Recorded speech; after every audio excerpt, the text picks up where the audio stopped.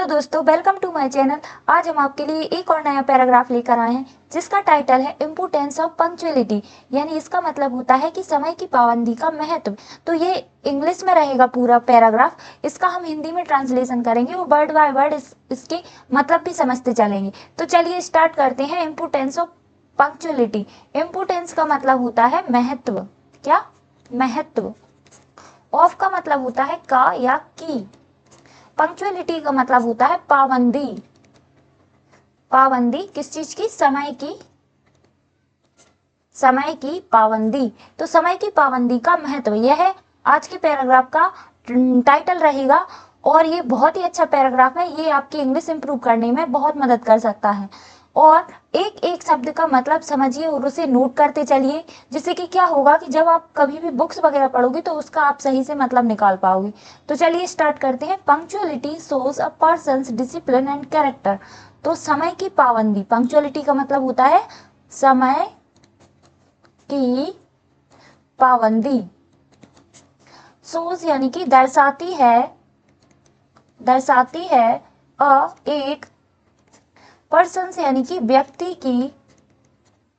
व्यक्ति का, या अपोस्ट्रोफ एस का मतलब होता है का या की। तो किसी भी व्यक्ति का डिसिप्लिन यानी कि अनुशासन, क्या? अनुशासन। और कैरेक्टर मतलब चरित्र।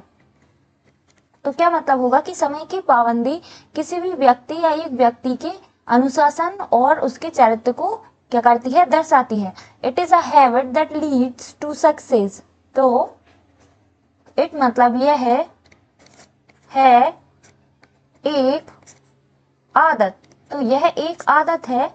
दैट लीड्स टू मतलब जो, लीड्स टू मतलब की ओर ले जाती है, सक्सेस यानी सफलता, जो कि किसकी तरफ ले जाती है? सफलता की ओर ले जाती है। Doing work on time not only keeps things organised but also strengthens relationship with others. तो डूइंग वर्क यानी कि काम करना। डू का मतलब होता है काम करना, वर्क मतलब होता है काम, ऑन यानी पर, टाइम यानी कि समय।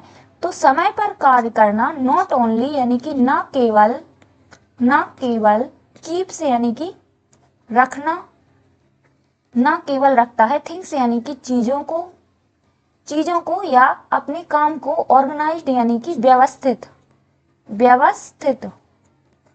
बट आल्सो यानी कि बल्कि, स्ट्रेंथन्स का मतलब होता है मजबूत करता है। क्या? रिलेशनशिप यानी कि संबंधों को, विथ यानी के साथ, अदर्स यानी कि दूसरों। तो क्या मतलब होगा कि डूइंग वर्क ऑन टाइम यानी कि समय पर काम करना, न केवल कीप्स थिंग्स यानी कि चीजों को व्यवस्थित करता है या काम को व्यवस्थित करता है, बल्कि मजबूत करता है किसको? संबंधों को। किससे? दूसरों के साथ जो भी रिलेशनशिप होते हैं उनको भी क्या करता है? मजबूती प्रदान करता है। A person who values time completes their responsibility on time and earn the trust of others। तो मतलब एक व्यक्ति जो वैल्यूज यानी कि कीमत देता है, टाइम यानी कि समय, या फिर जो व्यक्ति समय की कीमत समझता है, वैल्यूज का मतलब कीमत होता है, कीमत। तो जो व्यक्ति समय को कीमत देता है, कंप्लीट यानी कि पूरा करता है देयर रिस्पॉन्सिबिलिटीज यानी कि अपनी, रिस्पॉन्सिबिलिटीज मतलब जिम्मेदारियां, ऑन टाइम यानी कि समय पर, और अर्न्स यानी कि कमाता है, द ट्रस्ट यानी कि विश्वास, ऑफ अदर्स यानी दूसरों का। तो क्या मतलब होगा कि एक व्यक्ति जो कि समय को कीमत प्रदान करता है या समय की कीमत समझता है, वह क्या? Completes their responsibility on time. तो वह अपनी जिम्मेदारियों को, जो व्यक्ति समय पर पूरा करता है, वह क्या करता है? वह दूसरों के विश्वास को भी क्या कर लेता है? कमाता है। उनके विश्वास को क्या करता है, अर्न करता है। The importance of punctuality is not limited to personal life. तो क्या मतलब होगा कि समय की पाबंदी का महत्व, इम्पोर्टेंस यानी महत्व, पंक्चुअलिटी यानी समय की पाबंदी का महत्व, is not limited, is not मतलब है नहीं, नॉट मतलब नहीं, लिमिटेड मतलब सीमित, तो सीमित नहीं है, टू पर्सनल लाइफ यानी कि व्यक्तिगत जीवन तक ही सीमित नहीं है। It plays a key role in society and the workplace as well. तो इट, यह प्लेज यानी निभाता है, अ की रोल यानी कि मुख्य भूमिका, इन यानी मैं, सोसाइटी यानी समाज, एंड द वर्क प्लेस यानी कि कार्यस्थल एज वेल के साथ। तो क्या मतलब होगा कि समय की पाबंदी का महत्व जो है वह व्यक्तिगत जीवन तक सीमित नहीं है। It plays a key role यानी कि यह मुख्य भूमिका निभाता है, किसमें, समाज में, और वर्क प्लेस एज वेल यानी कि कार्यस्थल पर भी यह मुख्य भूमिका निभाता है। फॉर एग्जाम्पल यानी कि उदाहरण के लिए एग्जाम्पल यानी उदाहरण, तो उदाहरण के लिए इफ यदि एन मतलब एक, एम्प्लॉय यानी कि कर्मचारी रीचेज यानी पहुंचता है, ऑफिस यानी कि कार्यालय ऑन टाइम यानी समय पर। तो क्या मतलब होगा, यदि एक कर्मचारी ऑफिस या कार्यालय समय पर पहुंचता है, and finishes there task on schedule, और अपने काम को अपने जो टाइम टेबल है उसके अकॉर्डिंग क्या करता है, फिनिश करता है। एंड फिनिशेस यानी खत्म करना,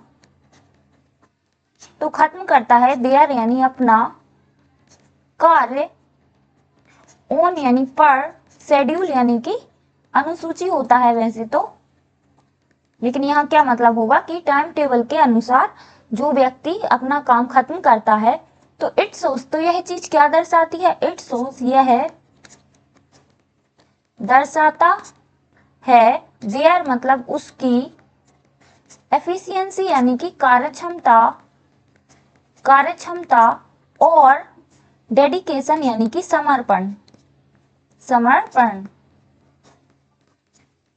तो क्या चीज यह है उसकी, क्या चीज दर्शाता है, कार्यक्षमता और समर्पण को दर्शाता है या प्रदर्शित करता है। सिमिलरली यानी इसी प्रकार, इसी प्रकार यदि एक विद्यार्थी completes their studies and other activities on time, completes यानी कि यदि एक विद्यार्थी completes यानी पूरा करता है, their यानी अपनी पढ़ाई, studies यानी पढ़ाई, और other activities यानी कि दूसरी, other मतलब दूसरी गतिविधियां, activities यानी कि गतिविधियां, ऑन टाइम यानी समय पर। तो क्या मतलब होगा, इसी प्रकार एक विद्यार्थी अपनी पढ़ाई और अदर एक्टिविटीज या अदर दूसरी गतिविधियां समय पर पूरा करता है, तो they not only succeed in education, तो वे न केवल सक्सीड यानी सफल होना, तो न केवल वे शिक्षा में सफल होते हैं, इन यानी मैं, एजुकेशन यानी शिक्षा।